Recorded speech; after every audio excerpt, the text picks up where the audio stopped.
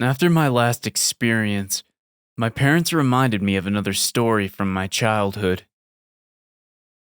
When you're 5, your mind lacks the experience to make informed judgments or connect things which aren't obvious. Over the years, the details get fuzzy and forgotten. Speaking with my parents the other day, they cleared the cobwebs bearing this story. I remember now much too clearly the story of Gurgles and Bugman. I had just started kindergarten that year. Everyone's a friend when you're 5, so I had no shortage of classmates.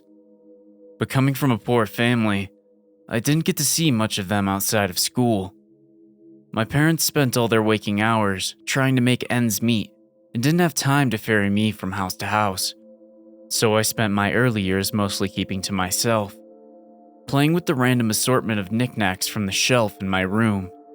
Being short of money gave my family a habit of hoarding, so they hated to throw anything out. One particular item on the shelf was a small, old-fashioned TV set. A wooden veneer box about 2 feet wide by a foot tall. It had a curved glass screen that took up half the front panel. Beside the screen was a large chrome dial used to switch channels. At the top sat an antenna, formed by 2 terribly twisted wires. When my boredom made me turn it on, I'd usually just get static and snow on that glowing black and white screen. I'd twist the heavy clicking dial, hoping to pick up some local broadcasts. Mostly it would be some ghostly images and incoherent sound fragments. But one channel was always crystal clear. It was the Gurgles and Bugman show. Gurgles was a clown, but not a common one. He wore a thin black suit that draped his tall, skinny body with a matching tie, and oversized novelty clown shoes to complete his distinctive outfit. His pupils were completely black, like polished ebony marbles, with no trace of white around them. Black face paint around those eyes, and across his cheeks and mouth, made him look like a manic, grinning skeleton. It was only the crazy crop of curly hair sprouting off the sides of his head that gave him a more human look. As much as Gurgles freaked me out, Bugman scared me more. He was short and round, like a hunchback dwarf with a dark cape. He had prosthetics covering his eyes to make him look like a fly, and a mouth that was rotated 90 degrees and opened from side to side.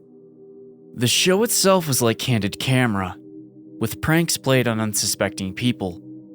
It would always start with Gurgles and Bugman hidden away at someone's house. Gurgles would face the camera, staring at you, his bony finger touching his lips. When the unsuspecting star of the show came into view, a laugh track would begin to play. You would see them going about their nightly routines, oblivious to the conspiracy that Gurgles and Bugman had us involved in. We'd see them making dinner, or on the lounge watching TV with their family, or quietly doing their homework. Then watch as Gurgles and Bugman stole their pen, or moved their glass, or made things disappear behind their backs. The camera angles would change as Gurgles and Bugman shifted their hiding places from the dark corners of a room, to the cupboards, to the ceiling, or under the furniture, all the while looking back at you and winking. The closer they got, the louder and more laughter from the soundtrack. Eventually, when everyone went to sleep, a victim would be chosen for their prank. Waiting in the closet or under the bed, once their victim fell asleep, Bugman would crawl out and gently climb in beside them. His jaw would open sideways, and out would come a sharp straw that he'd stick in the person's neck. This always paralyzed their victim, because sometimes you could see them struggle if they woke, and saw Gurgles and Bugman on top of them. The laugh track would then be extra loud, and uproarious those few times the victims awoke. Gurgles would make faces at the camera while the audience laughed, and Bugman would use his straw to drink from the person's neck. When the victim stopped struggling after a few minutes, the laughter would turn to claps and cheering. With Bugman finished, Gurgles' face would fill the whole screen, with his impossibly wide, sharp-toothed grin. Then he'd whisper, "See you again soon." The way those all-black eyes pierced through the screen always gave me the chills. I hated the show, but would be always too afraid to go near the TV while it was running. One day the TV mysteriously disappeared from my room.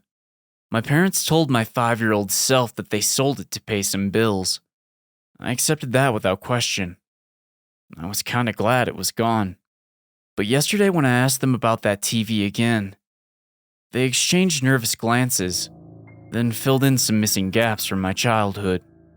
Halfway through that year, Derek, a classmate I didn't know very well, had died in a horrific circumstance. He was murdered in his bed with a stab wound to the neck.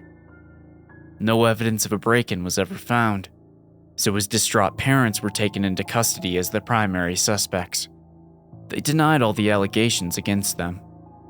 At the time, Mrs. Nolan, my teacher, told our class, I'd apparently explained to her that Derek couldn't be dead because I saw him and his family on the Gurgles and Bugman show the day before.